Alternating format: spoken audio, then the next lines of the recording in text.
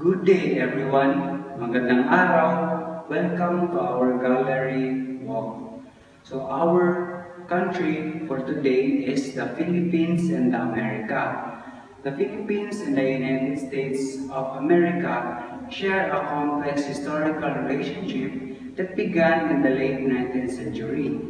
After over 300 years of Spanish colonial rule, the Philippines was ceded to the U.S. following the Spanish-American War in 1898 through Treaty of Paris. This marked the start of American influence in the Philippines.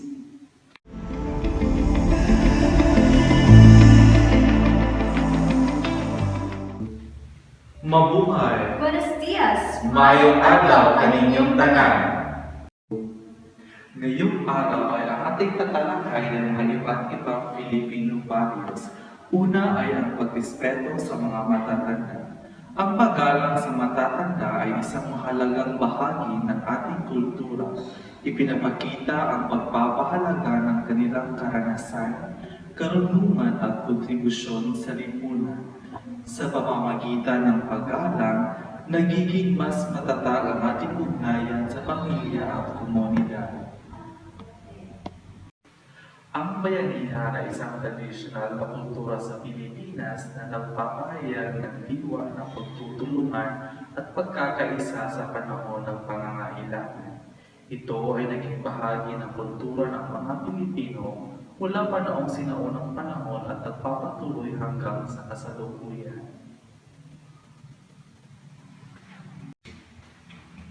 Ang mga Pilipino ay may awa. Likas sa ating mga Pilipino ang magtulungan.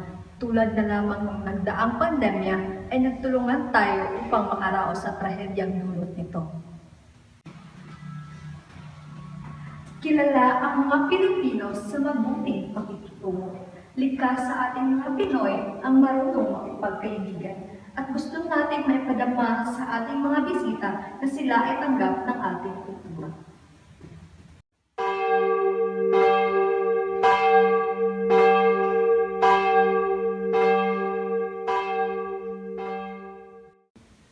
Ang huling Filipino values ay ang pananampalataya.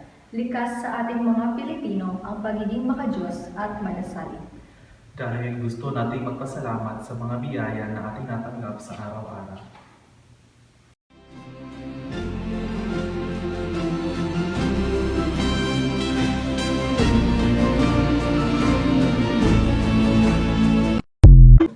So hello everyone, let us move on to the American values. So American values emphasizes the individualism, importance of personal autonomy, and self-reliance. It encourages people to pursue their own goals and make decisions based on their own preferences and needs. For example, entrepreneurship in the US is highly valued, with many individuals starting their own business to follow their passion. Another American values is equality, focuses on ensuring that everyone has the same opportunity and is treated fairly, regardless of their background and status. It aims to provide equal rights and opportunities in all individuals. Another American values is freedom. It refers to the right to make choices and act according to one's own beliefs without undue restraint or interference of other people. It includes freedoms such as speech, religion, and press, and also gender.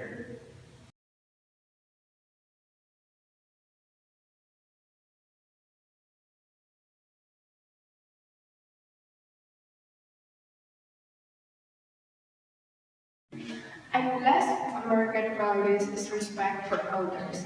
This is stronger emphasis on quality across generations. Independence is valued, and the elderly care is often entrusted to professional institutions when needed, rather than keeping them in their family home.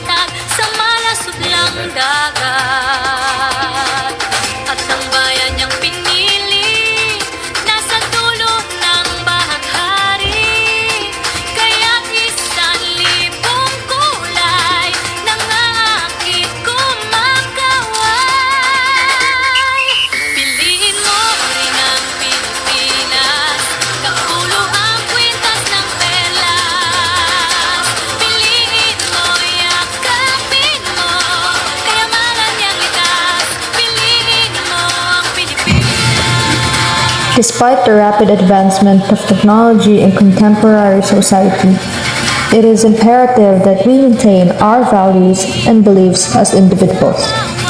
Technology has a huge impact in the way we live, work, and communicate. It should not overshadow the core principles that define our humanity. Our values and beliefs provide a moral compass, guiding our actions and decisions in an increasingly complex world.